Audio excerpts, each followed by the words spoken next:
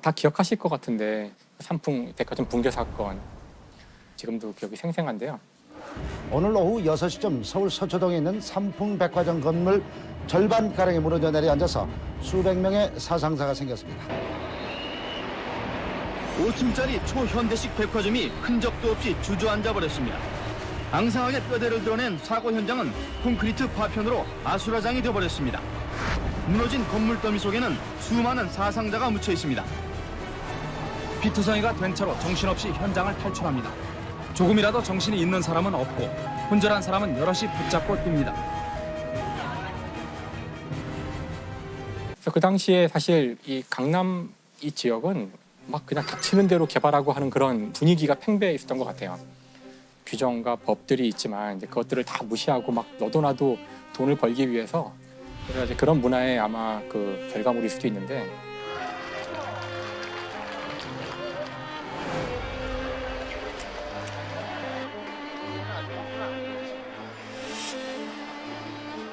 백화점이 만들어진 곳은 서초동, 뭐 너무나 잘 알려진 사법연수원 바로 앞이었어요.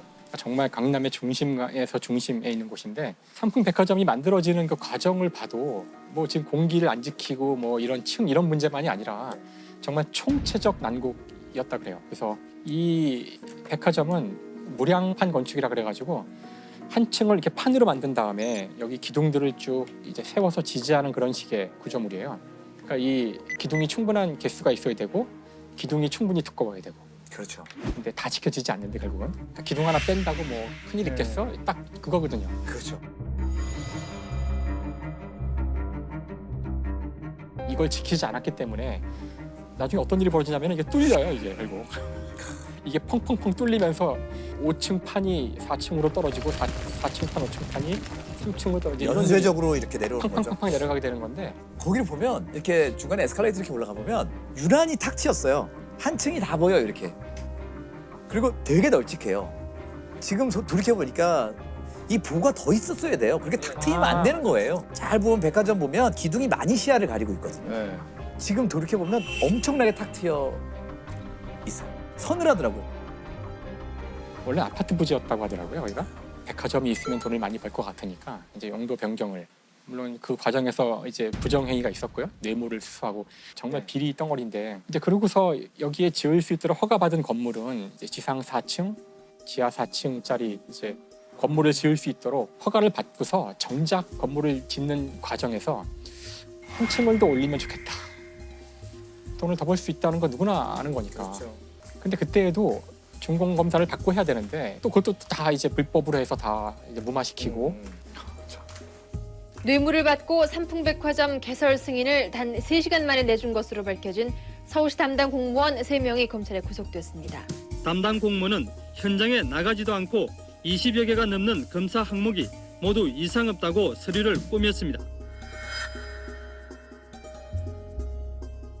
어쨌든 가 오픈을 일단 한 다음에 쭉 보니까 꼭대기층에 해당하는 식당가를 만들어야 될 것 같은 거예요.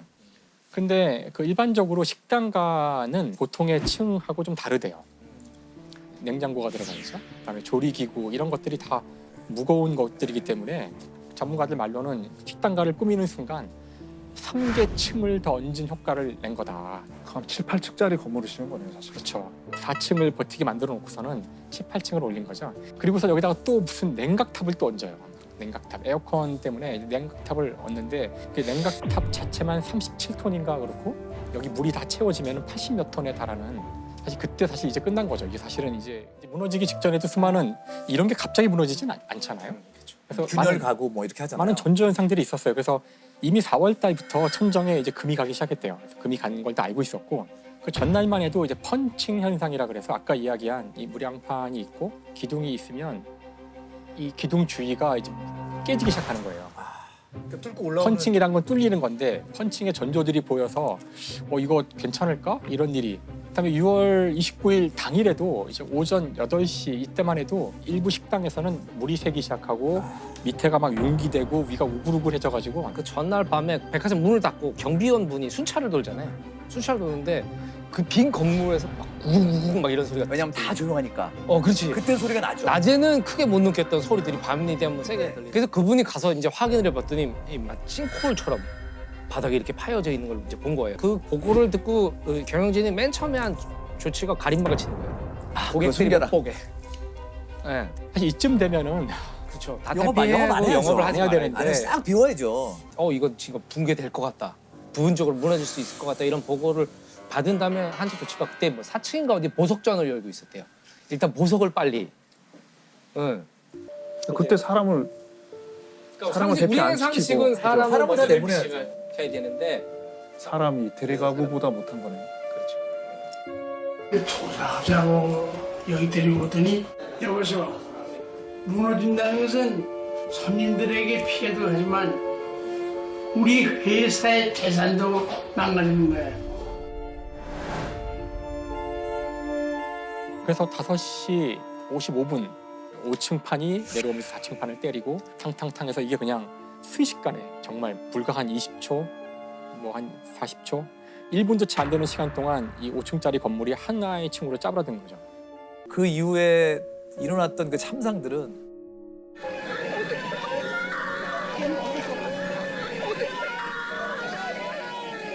간신히 눈을 껌벅이며 살아있음을 알리지만 스스로 나올 기운도 방법도 없습니다. 사람들 색깔이 다 회색인데 어느 한 부위만 이렇게 빨갛게 피가 흐르고 있는 그런 사람들이 비쩍비쩍 들어오기 시작하는 거예요. 저희 응급실 입구 쪽으로.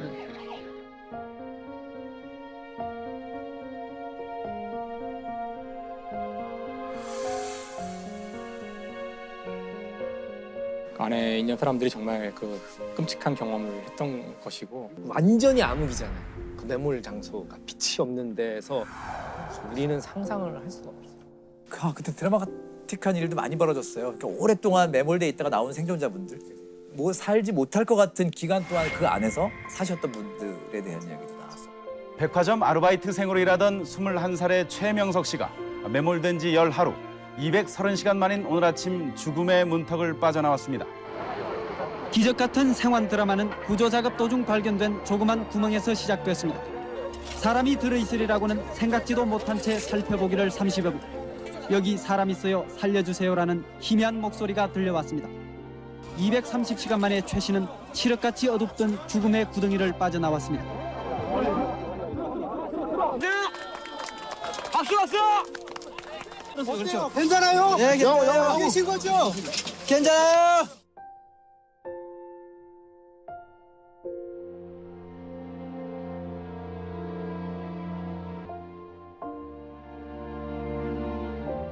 팔 8개월 전에 성수대교 사건이 있었잖아요.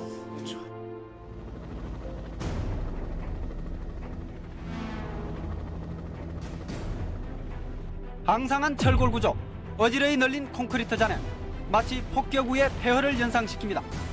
휴지 조각처럼 구겨진 시내버스와 널브러진 승용차들이 사고 당시의 참혹한 모습을 그대로 보여주고 있습니다. 가장 많은 희생자를 낸 시내버스는 붕괴 상황을 모른 채 달리다 그대로 떨어졌습니다. 성수대교는 정말 강남과 강북을 잇는 중요한 다리인데 7시 40분 정도죠. 그러니까 그때 한참 출근 시간이에요. 그 시간에 갑자기 한 45m 가량이 뚝 끊어진 거예요. 그래서 여기 타 있던 사람들은 이제 당연히 거기서 큰 충격으로 32명이나 이제 사망을 했고요. 특히 사망자들 가운데에서는 그 무학 여고 여중 학생, 강남에서 북으로 넘어가면 성수대교를 건너면 무학여고가 있어요. 네, 무학여고 학생들이, 저는 이 성수대교 사건을 제가 한 15분 전에 건넜어요. 작곡 작업을 하고 5시 한 반? 저는 지나서 집에 가서 TV를 켰는데 무너졌어요. 그러고 나서 잠을 못 잤어요. 그 뉴스를 계속 보느라고 오전 내내. 막 너무 무서운 거예요. 결국 그것도 부실공사였던 거죠. 부실공사죠. 이게 네. 1977년인가 그때 개통해서 그 이후에 거의 다리에 대한 안전검사가 이루어진 적이 없고요. 관계자들은 검찰에서 시공 방식을 엄격히 지키면 용접이 어렵고 공기가 늦어져서 이렇게 용접했다고 진술했습니다. 서울시는 사고가 나기 10시간 전에 성수대교 상판의 이상을 발견하고서도 대처에 소홀했다는 소리도 지금 들리고 있습니다.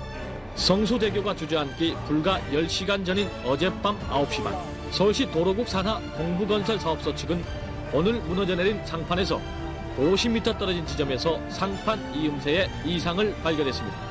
그런데도 비가 온다는 이유로 이 부분에 대한 보수 공사만 대충 마친 채 아무런 조치도 하지 않았습니다. 이것과 관련해서 하인레이 법칙이라는 게 있어요. 하인레이 법칙. 이걸 이제 1대 29대 300 법칙이라고 하는데 굉장히 그 많은 사상자를 내는 사건이 하나 있을 때 똑같은 이유로 규모가 크지 않은 사건이 29번 있고 사람이 다치거나 하진 않았지만 사건이 벌어지는 게 300번 있다는 거예요. 전조가 있다는 거죠. 한 번에 거대한 사건이 그냥 일어나는 게 아니라 다치진 않았지만 뭔가 항상 삐걱삐걱 하는 거죠. 이게 300번 가량이 일어날 때 뭐 어디가 뭐 부러지고 이런 일이 29번이 있고 그러고 나면 정말 무시무시한 거대 사건이 한 번 생긴다는 거예요. 그래서 이제 우리말에 그런 게 있죠. 소 잃고 이제 외양간을 고친다는 건데 소 한 마리를 잃었을 때 외양간을 고쳐야 돼요. 맞아요. 그렇죠. 맞아요. 사실 한 마리 고쳤을 때라도 고치면 다른 소들을 잃지 않을 텐데 지금 이 산풍의 경우를 보면은 그렇게 많은 시그널들, 그렇게 많은 그 경고가 있었음에도 그걸 따르지 않은 거죠. 이준 회장이나 이한상 사장 같은 경우 이제 징역 7년 6개월 이런 형을 받거든요. 업무상 과실치사예요. 과실인 거죠, 그냥. 이 사람들이 의도를 갖고 살인을 한 건 아니라는 건데 저희가 지금까지 다뤘던 수많은 범죄들은 정말 한 사람의 뭐 정말 이상한 사람, 정말 믿기 어려운 그런 어떤 성향을 가진 사람이 벌이는 어떤 범죄들이었잖아요.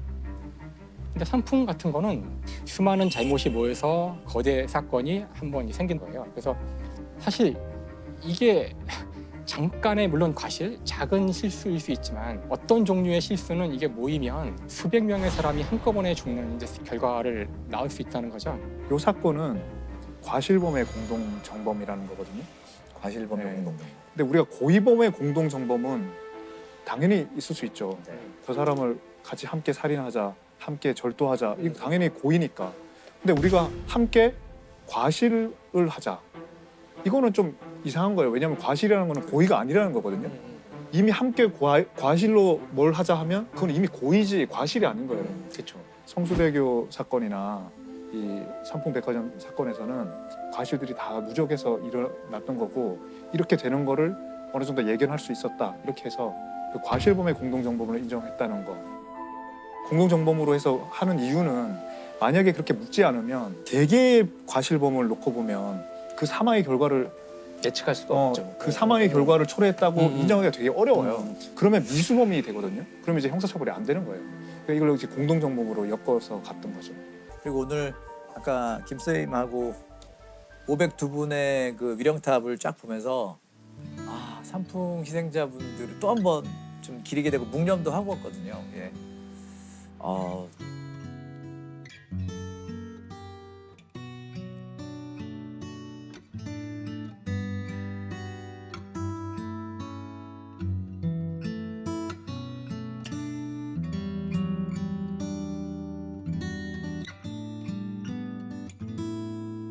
아직도 꽃이 많은 거 아세요? 유가족분들이 아이고 이름을 다 꽃을 아직도 하시더라고요.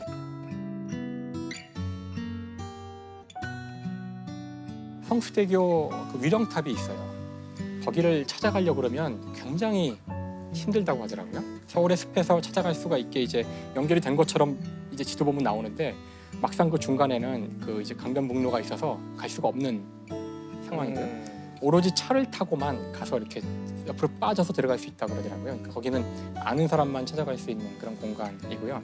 저희가 보면서 여기 있으면 도대체 누가 오나 싶은 데 있더라고요. 우리가 있었던 이런 대형 참사를 좀 안 보였으면 하는 마음이 분명히 있는 게 아닌가. 우리의 어떤 잘못이나 치부, 어두운 면 같은 것들은 숨기고 싶어 하는 것 같은데 유가족만 기억을 하는 형태로 지금 남아있다면 이 사건은 다시든 언제든 다시 벌어질 수 있지 않을까?